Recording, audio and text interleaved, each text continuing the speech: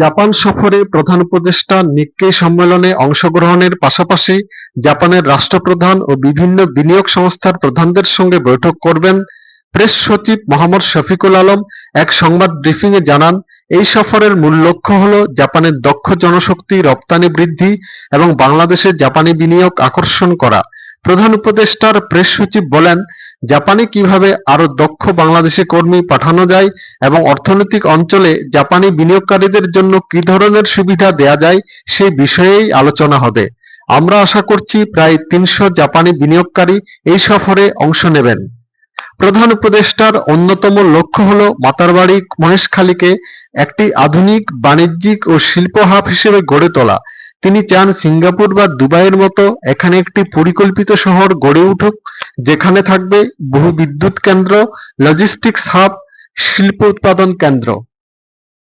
এই প্রকল্পে জাপানি বিনিয়োগ আকর্ষণের জন্য আলোচনা করা হবে, কারণ ইতোমধ্যেই জাপানের এই অঞ্চলে বিনিয়োগের আগ্রহ রয়েছে।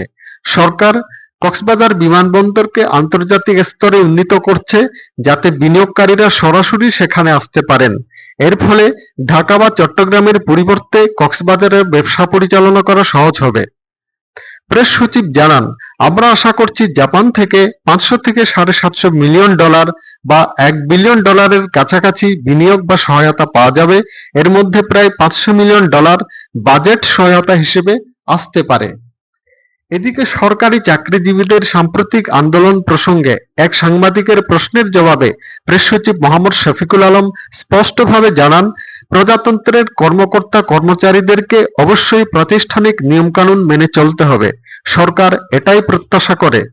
তিনি আরো যোগ করেন, যদি আপনার অভিযোগ থাকে সেটার জন্য আমাদের সচিবরা আছেন, সচিবদের একটা ছোট কমিটিও আছে, তাদেরকে বলতে পারেন এটা। আমরা মনে করি যে প্রজাতন্ত্রে যারা কর্মচারী তারা প্রজাতন্ত্রের নিয়মকানুন মেনে চলবে। একই ব্রিফিংয়ে ডেপুটি প্রেস সচিব জুলাই মাসে আহতদের বিষপানের অভিযোগ সম্পর্কে বলেন, ঘটনাটির সত্যতা যাচাইয়ে তদন্ত চলমান। প্রাথমিকভাবে দেখা হচ্ছে দীর্ঘদিন চিকিৎসাধীন থাকার ফলে কেউ হতাশাগ্রস্ত হয়ে এমন পদক্ষেপ নিয়েছেন কিনা। অনেক ক্ষেত্রে দীর্ঘমেয়াদী শারীরিক অসুস্থতা মানসিক অবসাদের সৃষ্টি করতে পারে।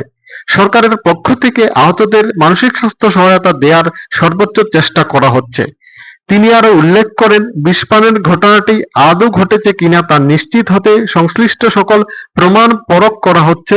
কোনো ব্যক্তি দীর্ঘদিন অসুস্থ থাকলে তার মধ্যে হতাশা তৈরি হওয়া স্বাভাবিক। আমরা বিষয়টিকে গভীরভাবে বিশ্লেষণ করছি।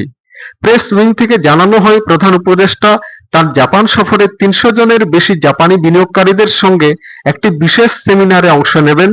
এই সেমিনারে বাংলাদেশের অর্থনৈতিক সম্ভাবনা এবং বিনিয়োগকারীদের সুযোগ নিয়ে বিস্তারিত আলোচনা হবে।